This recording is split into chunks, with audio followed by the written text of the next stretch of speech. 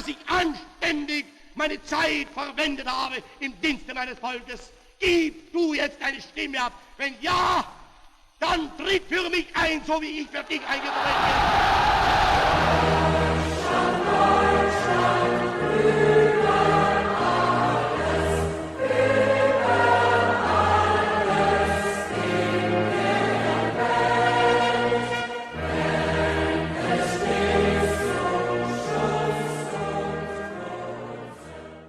Ladies and gentlemen, welcome to the Axis History Podcast. As always, I am your host, Nick Barksdale, and today we are joined by one of the most fundamentally important historians in my lifetime. His name, as if he needs an introduction, is Professor Sir Richard Evans. Thank you so much for coming on the show today. Okay, thanks for inviting me, Nick. And I'm going to start with a very basic question. What led you to write the Hitler Conspiracies? Well, I've worked for a long time on Nazi Germany and its origins and its history. I produced a 3-volume history of Nazi Germany, which has sold very well in the United States as well as in Britain and been translated into 15 languages. But I'm also interested in conspiracy theories, or rather I'm interested in the difference between the borderlines between truth and fiction. And I've written quite a lot about this in a number of other books called In Defense of History, Altered Pasts, and so on. And it struck me that since about the turn of the new century, about the last 20 years, there's been a marked increase in irrational and distorted and imaginary and fantastical books and writings about Nazi Germany. And that's been fueled to some extent more recently by the internet and by social media. And so when the Leverhulme Trust, which is a big funding body of all kinds of academic research in the UK, advertised for applications for a project, a grant on conspiracy, I thought I'd put in for one. So I put in for it, and somewhat to my surprise, I got it. So I was able to get 2 co-investigators and 6 postdocs, and we had this for 5 years. And we looked at conspiracy theories and their impact on democracy. We have a website, Conspiracy and Democracy. And we approached this from many different angles. An anthropologist, historian of ideas, a philosopher, a couple of historians, a political scientist, and so on. And out of this comes this particular book, because again, it struck me that there were a number of conspiracy theories that either were said to have influenced Hitler and the Nazis, which nobody had really questioned, and a number of conspiracy theories about Hitler and the Nazis, which had seemed to get more widespread and more traction in the last few years. So I started on that, and this book is a result. The book is called The Hitler Conspiracies, and it's published in the United States by Oxford University Press. I'm not quite sure when it will be published, but it's coming out on October the 1st in this country with a different publisher. So you might have to wait for a few weeks, but you can certainly pre-order it on Amazon.com. And I deal in it with 5 different conspiracy theories, all of which relate very closely to Hitler and the Nazis. The Protocols of the Elders of Zion, an anti-Semitic tract that's said to have had a big influence on them. The Reichstag Fire, when the Reichstag burned down, and there's a conspiracy theory about the Nazis having organized it. The flight of Rudolf Hess, deputy leader of the Nazi Party, to Scotland in 1941, about which there are many conspiracy theories, and the kind of wildest and wackiest of all, which is the alleged escape from Hitler with Eva Braun, and in some versions, Blondie the dog, from the bunker in Berlin in 1945 to Argentina. As we dive into your book, we approach a fundamental aspect, and that is the end of the Great War, the Treaty of Versailles, and this myth that was created that the German army was backstabbed by Jews and socialists. Would you expand on this and forever debunk this myth? And the one you just asked me about is called the stab at the back legend. And exactly as you say, it is this idea which was quite widespread in the 1920s in Germany, about that the German army was undefeated in World War One, but it was stabbed in the back like Siegfried in Wagner's Twilight of the Gods, or in the medieval legend of the Nibelungenlied, by people on the home front. Either just more generally, the home front collapsed and the army then had nowhere to go, as it were, and didn't have any supplies and had to surrender, had to do a deal, to sign an armistice with the Allies, or that it was socialists who deliberately sabotaged the army from the home front by organizing strikes and interrupting supplies of munitions and food to the army, because they wanted to overthrow the Kaiser's Germany and establish a democratic republic. Or some on the ultra-right by Jews who were steering the socialists from behind and and did the same things. They were responsible for the overthrow of the German army. Now, it's only true that at the end of World War One, on the 11th of November, 1918, the German army was still standing on foreign soil, still occupying parts of Belgium and northeastern France. And the armistice terms were pretty harsh, and they were imposed on Germany by the United States under President Woodrow Wilson, by France and by Britain. And they were then firmed up in the treaty, the formal treaty, the next year, Treaty of Versailles, which brought the war to an end, taking away territory from the Germans, making them pay reparations, large sums of money and gold for the damage they caused in occupying northeastern France and Belgium, restricting the number of soldiers in their army to 100,000, banning the use of manufacture of tanks, combat aircraft, submarines, warships, and so on. And the Germans had no option but to accept these terms. So what about the stab in the back? Well, on November the 9th, 2 days before the armistice, the Kaiser, Germany's ruler, was overthrown. He had to hurry off to Holland, where he lived in exile after that, and his whole system collapsed. There was a genuine revolution. Socialists, social democrats, so moderate mainstream socialists took over. But of course, the German army itself had been defeated in battle on the Western Front.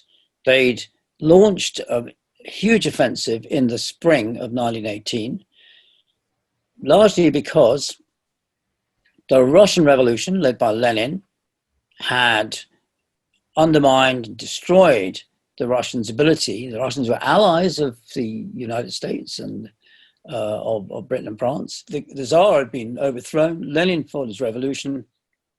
The Bolsheviks took over, and they were condemned to, they were forced to make a peace with Germany, the Peace of Brest-Litovsk, beginning of 1918. And that allowed the Germans to transfer hundreds of thousands of troops to the Western Front, and they had a huge push forward, but it ran into the sands. And that's because in World War I, defense had the upper hand at that point. Trenches, barbed wire entanglements, and machine guns made it impossible for troops to attack with any success. The Germans did quite a lot, but they ground to a halt because they didn't have the resources. They were also blockaded. They also lacked essential things like oil, because Germany didn't produce oil, fuel for their vehicles, and they mostly used horses, in fact, at that time. And morale at the failure of the spring offensive, morale began to collapse in the German armies. And then the Allies started building tanks. So with tanks, you can roll through barbed wire entanglements, machine gun bullets just bounce off them, and you can roll over trenches. And so the Allies themselves then, from June, began advancing, and soon it was pretty unstoppable. Germans didn't have any tanks at all. They were able to resist. And so they the army leadership decided to bring the war to an end. This was like the late October. At the same time, Germany's main allies, Austria-Hungary, a big Habsburg monarchy in the south, and Bulgaria, they were forced to drop out of the war. Again, because they didn't have the supplies, they didn't have food resources, didn't have uniforms, they didn't have equipment. They dropped out. Germany was left on its own at the beginning of November, and at that point, they decided to sue for peace. And well before the 9th of November, well before the collapse of the empire, and longer before the 11th, when the armistice was signed, the German military leadership had made the decision and eventually said, we can't bargain, we can't deal, we just have to accept whatever the Allies tell us to do because we can't carry on fighting. So there's a military defeat first, then the revolution happens, and the revolution essentially happens after the military defeat. So the stab in the back legend was completely false and completely wrong, but it's a way in which the military leadership of Germany thought it could deflect the blame from itself to the socialists, who then replaced the Kaiser, whom they revered, and the Kaiser's system of government, which is not a democratic system, and they hated the new democratic structure of Germany and worked then to undermine it. In your description of your book, you briefly mention the protocols of the Elders of Zion and this Jewish conspiracy. For those who may not be familiar with it, because I see it pop up a lot, even today online, it's still a prevalent conspiracy theory. Will you really define what was the Jewish conspiracy and what was the protocols of the Elders of Zion? Well, okay. Well, protocols just means minutes. So it's minutes of a meeting that's supposed to have taken place, a secret meeting of leaders of the Jewish world community. And this is placed by the people who wrote this short tract at an International Zionist Congress in 1897. Now, Zionists at that point, they were Jewish people who advocated a return of the diaspora to Palestine, as it then was. And this is a forgery. It is a falsification. It's cobbled together in Russia in probably 1902, 1903, from a French satire of the mid-19th century, from a German novel, and from all kinds of different sources, and cobbled together as if the Jews had a world organization, which they did not. The Jewish community was extremely divided at the time between Orthodox and liberal and right-wing, left-wing, and a lot of secular Jews and so on. And as if they had decided to undermine Western civilization. Now, if you actually read this document, it's really rather surprising because it doesn't have any of the traditional religious anti-Semitic content, which includes ritual murder of Christian boys by Jews, or the desecration by Jews of the host, the wafer or bread that is supposed to, that in Christian communion services contains the body and blood of Christ. It doesn't have any of that stuff. And it doesn't have any modern anti-Semitic material in it either. There's nothing about race, for example. The supposed Jewish minutes don't describe the Jews as a race, and they don't talk about what racial characteristics. There's no racial theory in it at the time. And it appeared, it's a very strange document. And the more I went into it, the less important I thought it was. It's been described as a warrant for genocide, the book that inspired Hitler to commit the Holocaust. There's a lot of literature that says that. So I thought, let me go and have a look at Hitler's Mein Kampf, his tract, his autobiography, his political testament written in the mid-1920s. Let me have a look at the diaries of Joseph Goebbels, the propaganda minister for the Nazis in the 1930s and early 40s, who kept voluminous daily diaries. And what came up was kind of strange. What came up was, first of all, Hitler barely mentions the protocols of the Versailles. And incidentally, he barely mentions the stab in the back legend either, because he didn't want to offend people, civilians. But he wanted to get votes, he wanted to get the support. I didn't want to say, you have stabbed the army in the back, you know. And he doesn't really, he just mentions the protocols of the Versailles once, really, in Mein Kampf. And the problem for him and for Goebbels and for the Nazis was that the fact that they were a falsification, they were not genuine in any way. They were a product of Russian anti-Semitism. That was exposed in the early 1920s. Very wide publicity given the fact that they were fake. And what's interesting about Hitler is that he says, well, okay, they may be fake, but in fact, they express a kind of deeper truth, which is that Jews are always engaging in conspiracies to overthrow Western civilization. So it doesn't matter. The truth doesn't matter. He knew, in inverted commas, you know, himself.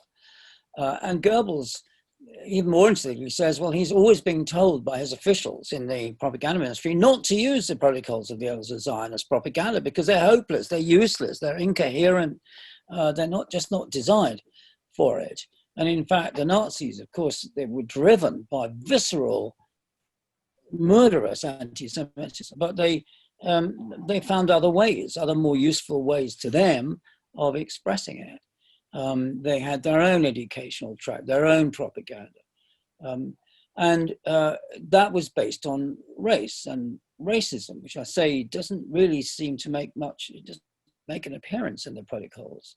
And so what Hitler and Goebbels say is, well, basically it's innate in Jewish people that they will form conspiracies and try and undermine Western civilization. And these protocols, so-called, are just one piece of evidence that confirms what we already believe. So my take on them is that they are, an unpleasant, vile document, but they're not actually as important as people have thought. The Nazis drew their anti-Semitism from modern racism, which had emerged in the late 19th century, well before the protocols were forged, were put together, and they just use it as a way of sort of saying, yeah, look at this, you know, the Jews have said we're going to subvert modern civilization, but they kind of had formed their ideas already.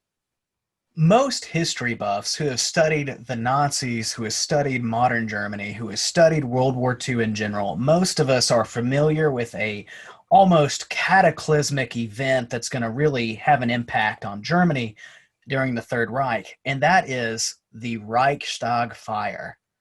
So there's a lot of theories. We all know everyone and their mother has a theory on, you know, who burned down the Reichstag. And one of the big ones is that the Nazis did it in order to seize power. Would you really set the record straight on this and tell us your thoughts?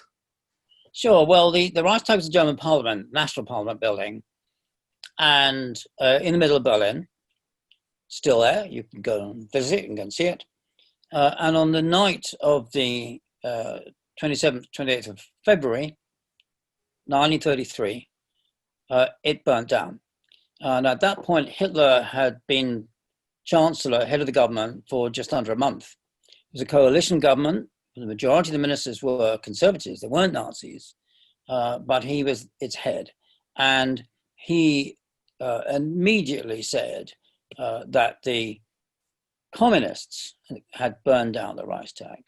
The Communist Party was very large. It had 100 seats in the Reichstag, in the parliament. It was a mass movement. And of course, the communists had staged a violent revolution in Russia not long before, in 1917, and they tried in other countries like Hungary and indeed Germany itself.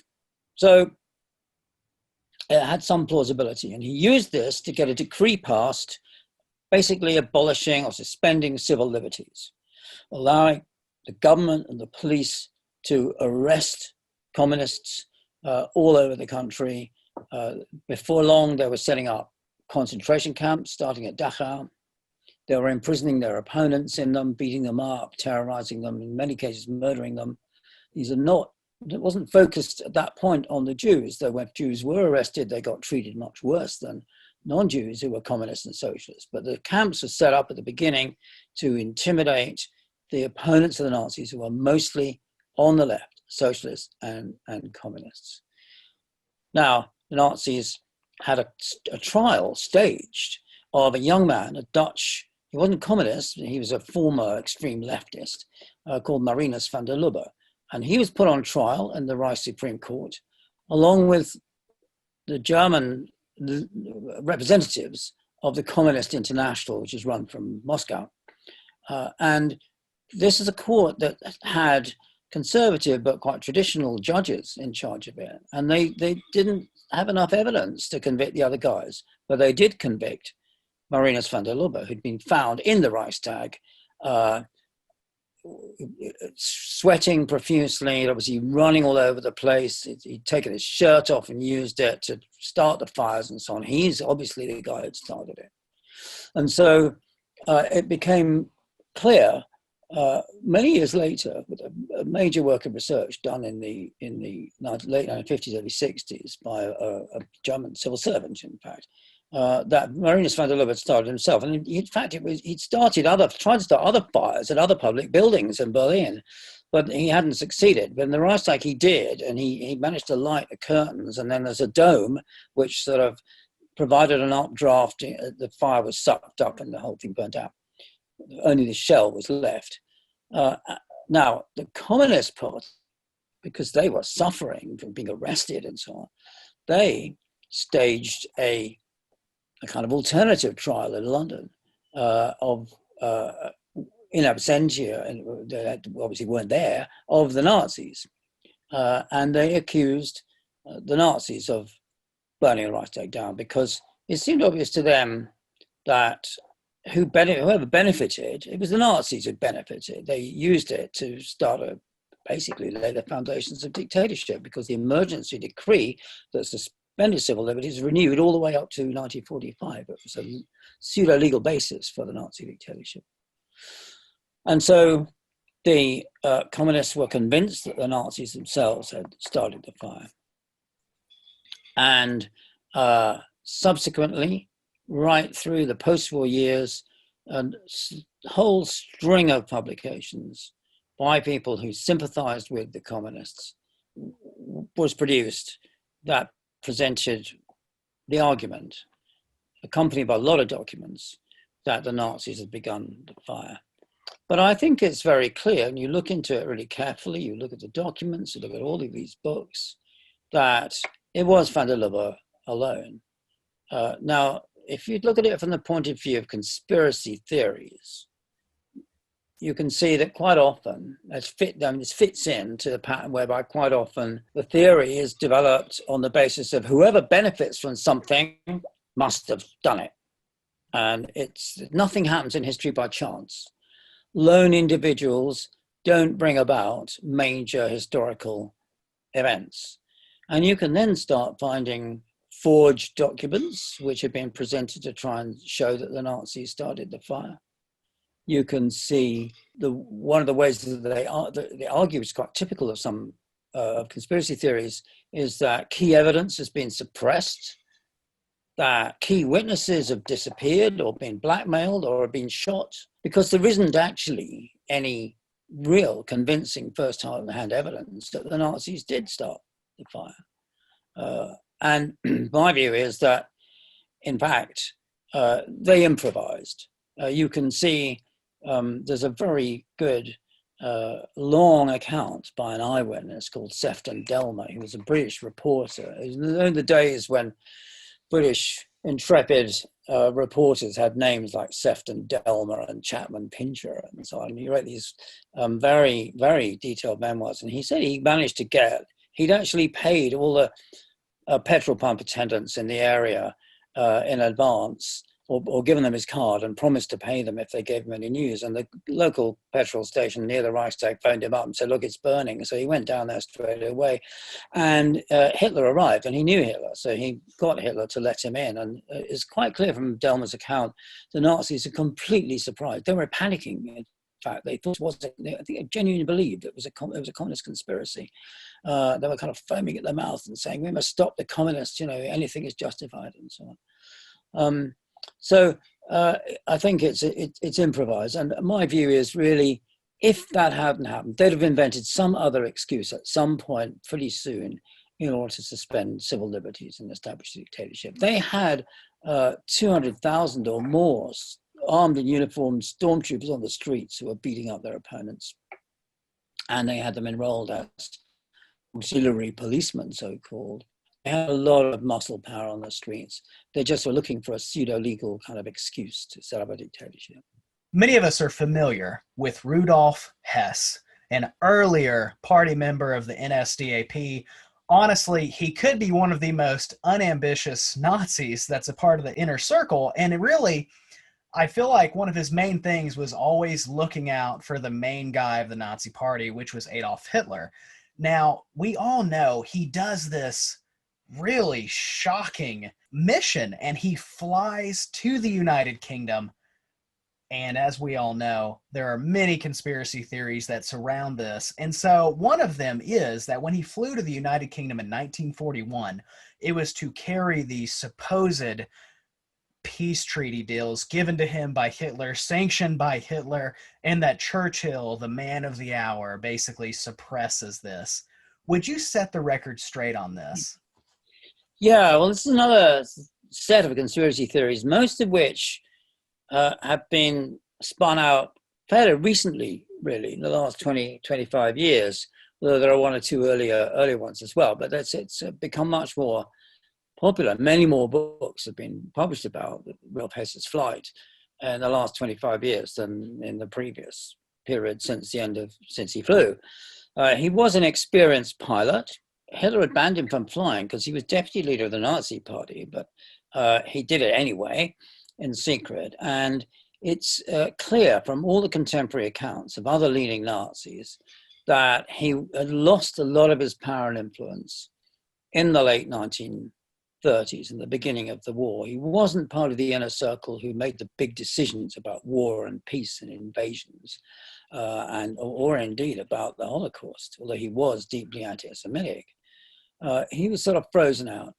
And he thought that, he seems to have thought that he would regain his position and his influence if he managed to broker a peace between Britain and Nazi Germany in the spring of 1941, because at this time, it was clear to him that Hitler was preparing to invade Russia and the Soviet Union and attack Stalin.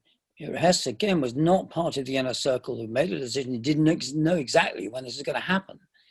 But he thought it's a bad idea. It was quite right here. It's a bad idea for Germany to fight on two fronts, in the West and East.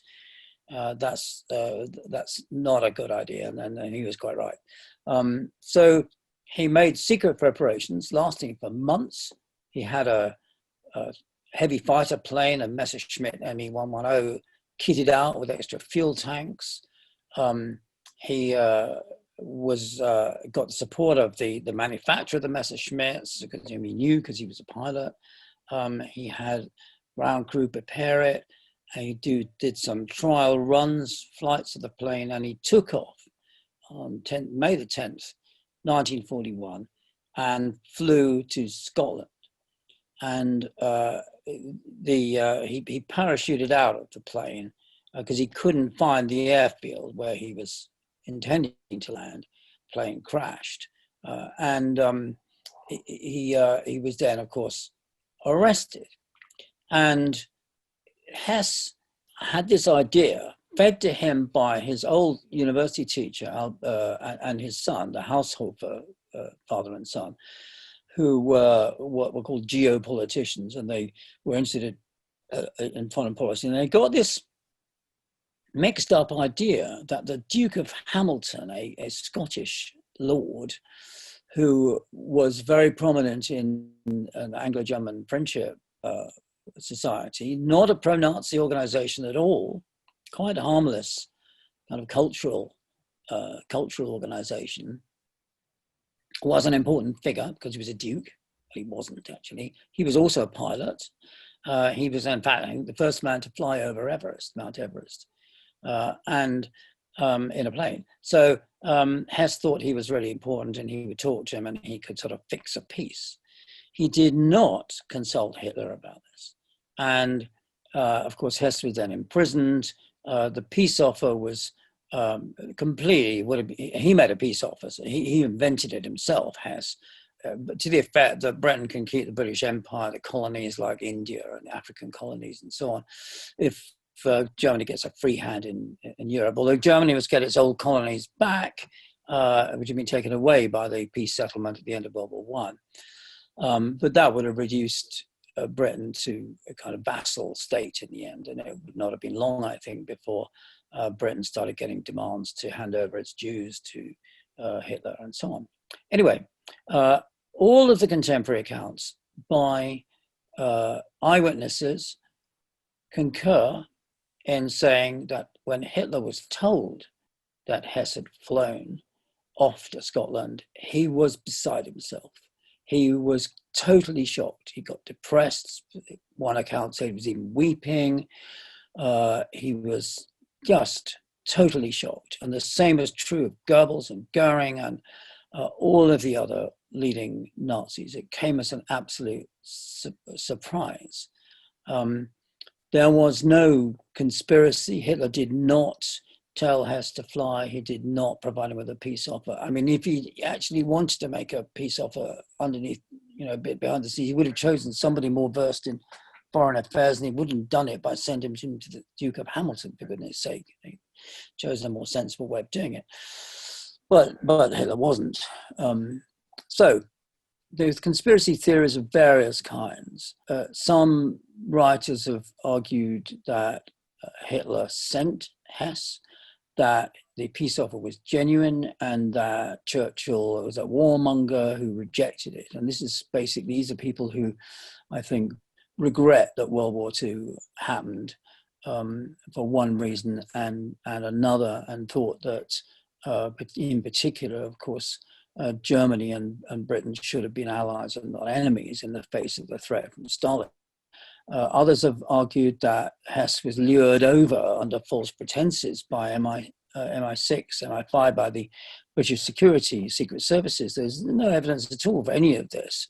And why, if they want to lure somebody over, why not lure somebody a bit more important than Hess? As I said, it lost its power by that stage. And here again, you have fairly typical pieces of so-called evidence by the typical of conspiracy theories. So there's even some forged documents were smuggled into the British National Archives, which purported to be documentary proof of a conspiracy.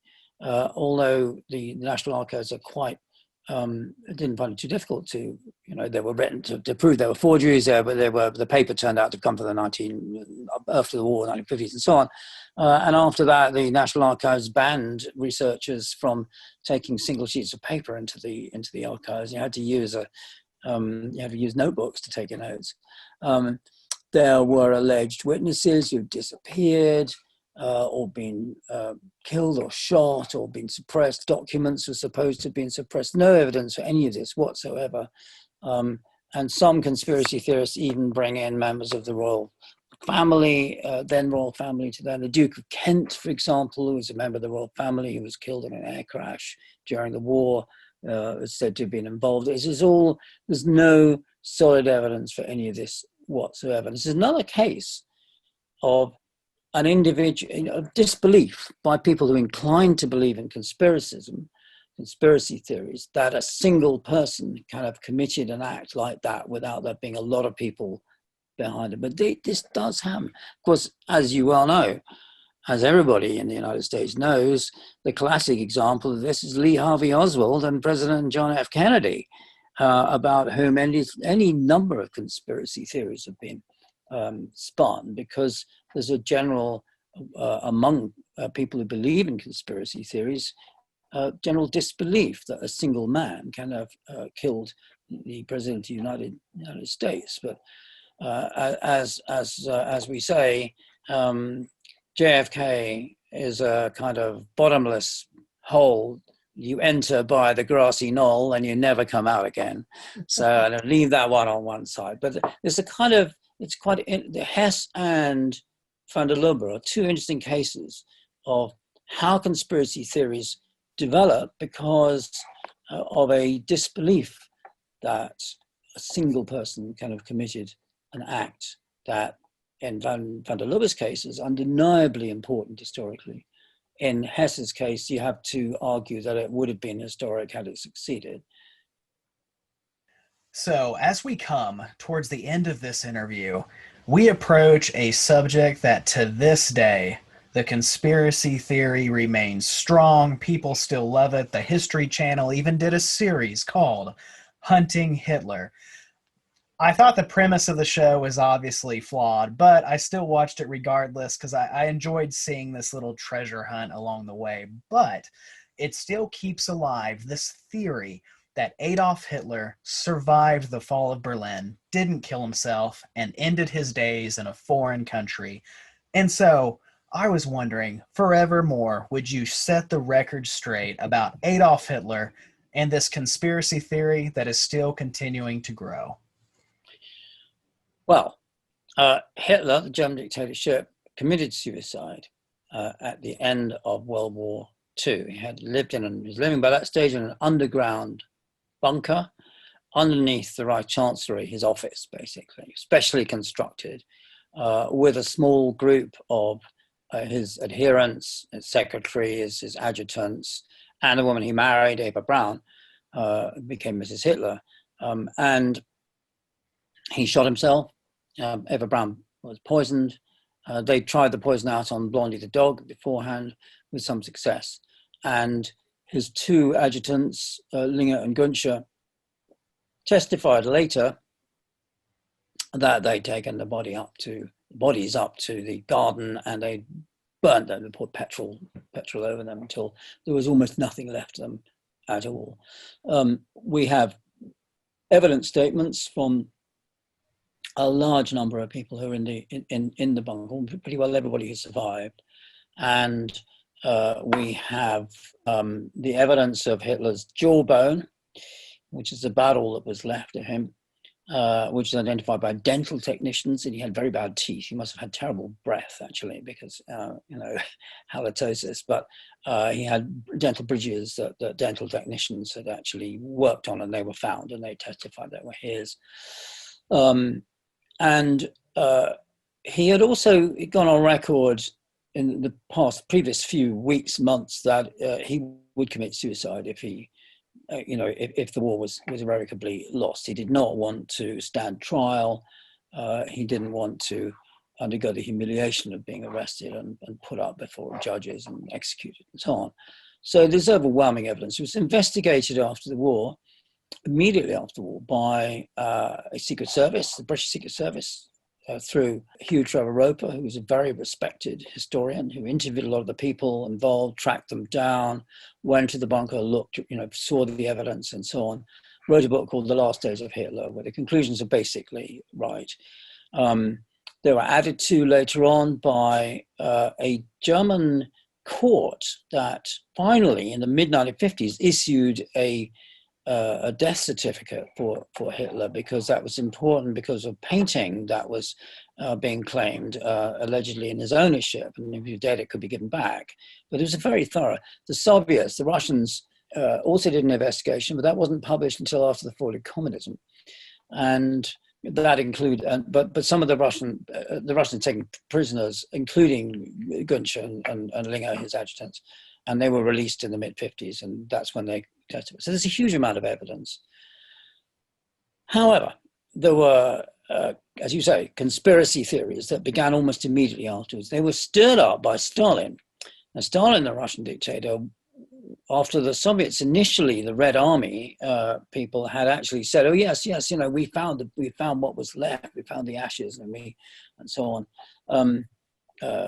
We know they're dead." Stalin said, Don't say that, let's keep the idea of going that he's still alive, because that will give us a justification for occupying a large part of Eastern Germany, and that will keep everyone on their toes. We don't want him to come back like Napoleon did, in 1815. And so Stalin kind of stirred things up a bit. And then there were all sorts of sensational stories, the kind of like National Enquirer type stories. The Police Gazette was in the 1950s, the American equivalent of what's now the National Enquirer.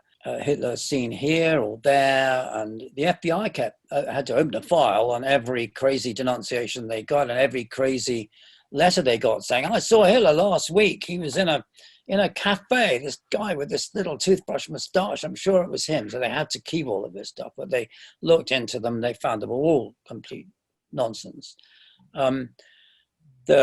More recently, there have been growing, as you say, growing numbers of books and TV programs even about Hitler having escaped. And the favorite theory seems to be that he he flew out of Berlin at the end of the war, went over Brown. He made his way to Spain, which is run by General Franco, a fascist sympathizer with Hitler, or he made his way to Denmark, or the various different versions. He got on a U-boat, and the U-boat went to Argentina, and he then spirited off to, he then went off to the Andes, and there was a house built for him, and he survived. Now, there is absolutely not one shred of evidence in support of this. If you look into the U-boats that went from Germany to Argentina at the end of the war to try and surrender, to avoid, the captain wanted to avoid being apprehended. One of them had a cargo of cigarettes on board. When he was a non-smoker, he wouldn't even allow people to smoke in his presence. Captain of another one angrily said, and I did not take Hitler to Argentina. 3 U-boats that have also been identified were actually sunk beforehand.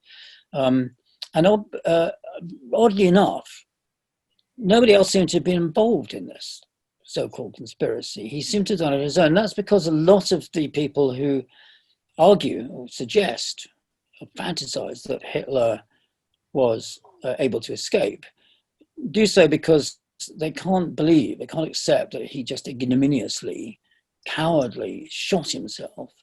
He has to be a great world genius who managed to fool all the Allies into believing that he was dead when he wasn't really.